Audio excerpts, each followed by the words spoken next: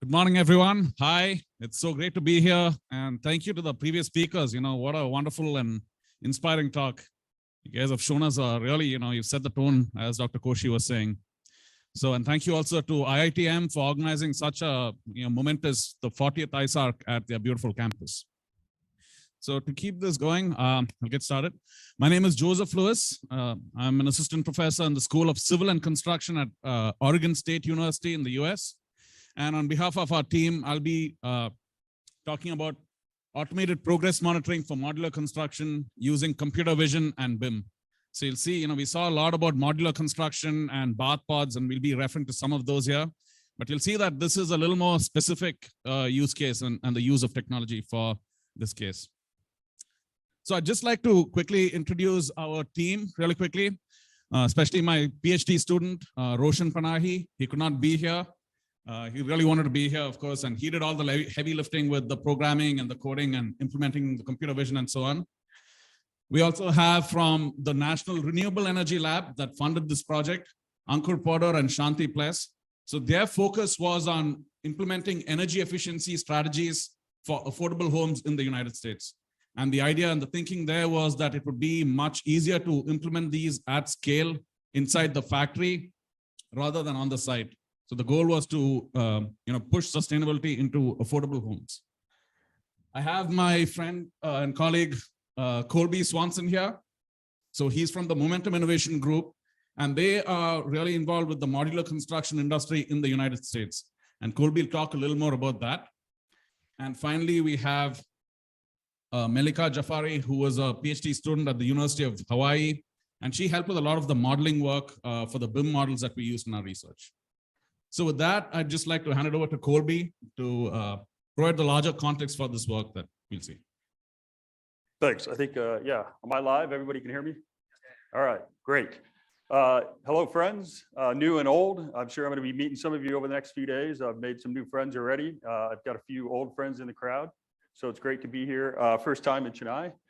I'm going to set this up a little bit for why we did this research, why it's important. My background is in the first half of my career was fixing broken buildings. So class action litigation, when there were failures, I would get called, come in and do the diagnostic to figure out why the building didn't work. You spend 10 years doing that, you start to see some patterns in the industry of why it's broken. And I'm speaking strictly from the US experience. So this is not sort of an international data that I have, but in the US, we're not doing things as well as we should be. Loved watching what you guys are doing at L&T, amazing stuff. I think we're behind you. And having said that, the second half of my career was to shift into looking for ways to solve those problems. I could probably spend an entire career fixing broken buildings, being involved in lawsuits. I think I would have gone crazy. So second half of my career, I shifted into prefab and offsite construction, which is going to be the future. Listening to this morning's session, it dawned on me, I don't think we know how fast, how much higher quality, how much more sustainable, how much safer we can build buildings yet. I don't think we're even close. And prefab is better. It's definitely, when I say better than, it's conventional construction, on-site construction, stick construction, I think was the term that you used. What we're starting to see in the US is sort of an interesting dilemma is, and it's actually, I think, a good thing for the industry, is that building behind us, the top portion of that was built in a factory in Poland, modular hotel. The bottom, the podium, the first few stories was obviously built in the US. So we're starting to import buildings. First time in the US. And this happened during COVID, pre-COVID. So it's already starting to happen. And this changes the dynamics of construction, which traditionally have been very local. It's a local driven business. Everybody thought, there's no way somebody from outside can come in and compete with the local interest. Well, that's changing. And prefab is the reason for that. We have all the same problems everybody has in the world. We have productivity challenges in the US. We have cost issues. We have labor issues. We don't have enough people. We're not building enough buildings fast enough. And I would say that the thing that we need to tackle the most is the cost basis of construction. And when I talk about the cost basis, there's on-site cost basis, so how much it costs to build a traditional conventional building. That's too high today, and that's why people are doing more and more prefab. We have the same problem in prefab and offsite. Our cost basis is still too high. And what changes that cost basis is you guys in the audience. It's figuring out, how do we manufacture buildings? How do we productize buildings? How do we use more automation and robotics? How do we leverage our data to lower that cost basis so that the innovators can make more money, we can pay our laborers better wages, we can be safer, and we can be more sustainable. We have to do all those things. So we've got a lot of work to do. We're not there yet. I think we're just starting on that journey in the US. This is a little bit old data, but really the point of this is in the US, most of what we do is on a job site. And we think about two big splits. There's 60% of the cost of building a whatever structure is in the labor. The other 40% is the materials. The shift that has to happen is offsite. We have to start doing more material, labor, and processes. We've got to move them from the job site into a factory. But we've also got to do that at a cost basis that doesn't, buying a bunch of robots and automating everything is not the answer. We've got to be smart about how we do that. The thing about this that I actually think is more important than just, moving things into a factory, higher productivity, is we've got to understand how off-site construction de-risk the process. It lowers how much extra time it takes to build a building, how much, the duration of the construction process. We can start to guarantee the schedule. We can start to guarantee cost. We can start to guarantee safety. We need to do this, and we need to move faster than we are. I think as fast as we are going, it's not fast enough. Real quick, the way we think about offsite construction is there's components, which are windows or trusses. Then you can step up from that into assemblies. Assemblies can be precast concrete walls, open framing, wood framing walls. Can also be any kind of like smaller component that you start to package up offsite. Where I spend most of my business, we could do about $600 million a year in modular construction. Farthest to the right there, which is volumetric construction. Those boxes that are coming out of our 20 factories are basically about 90% complete on the inside. And so if you think about a hotel room, we do hotels, we do apartments, we do schoolrooms. We can have the furniture installed in that hotel room, the bed, the TV, the lamps, before it leaves the factory. Much more efficient. This is kind of how we think about the world of offsite. We're operating on the modular side, but I think the gentleman before this said it's going to be a hybrid of solutions. There's no one answer to offsite construction. The problem we have in our factories, and this is one of them, is we've still got this going on. There's 6 guys pushing a modular box. And those are workers that are pulled off the production line. They're framing, they're electricians or plumbers just to move a box. Our factories do not look like this at all. And I don't think that is necessarily the end game. I don't think we need to just have a bunch of robots, but we certainly cannot keep doing things like this. So in our industry, we're basically stick building buildings under a roof, and we're calling it manufacturing. We're not even close to where we need to get to. So the research that Joseph is doing for us is absolutely critical to figuring out how do we optimize these offsite factories? How do we get away from all the unplanned activities that are going on? How do we collect the data so that we actually have real-time data? So I call this the invisible factory. The invisible factory is all those things going wrong that you don't know about if you're trying to operate your business. And I need data, I need sensors, I need to understand what that is. That's why we hired. But we didn't hire, we partnered with Joseph and his team to kind of understand where are our bottlenecks, how do we make things go faster? And so with that, I'm going to turn it over to Joe, and he's going to take you through the research that we did. Thank you, Colby. So as Colby mentioned, we're going to shift from the industry perspective to where we stepped in as academia to try and build a digital twin of these factories. So the goal here was to build a digital twin of the process in the factory. So not about the factory itself, but of the work that's happening in the factory, so we could do some optimizations, make real-time decisions based on the data that we're collecting. So we presented our work on the digital modeling elsewhere, but here just looking at the sensors that we've used and the data collection that we need. So factories typically, they do some type of manual data collection when possible. And as you might have guessed, we can't really put people just to watch things and measure things. We can do it once in a while, so you can have these 5-minute ratings and so on. These tend to be laborious and error-prone and subjective and just costly. So we started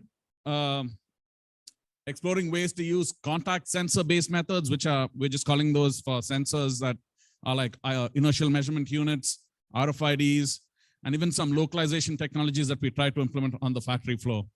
So the thing with these is, we did get some good results, but we quickly discovered that it's not practical to implement it to, mount the sensor on the module, to take it back before it gets shipped to the site. And so dealing with all this data that's collected and identifying it just became very messy and impractical to implement. You also need a secondary means of validating the data that you're collecting using video. And that brings us to the vision-based methods. Now this, it just has none of the disadvantages of the previous methods. We already have, a lot of factories have CCTVs and surveillance cameras that we can tap into. And it's available, it's easy to use, it's easy to validate.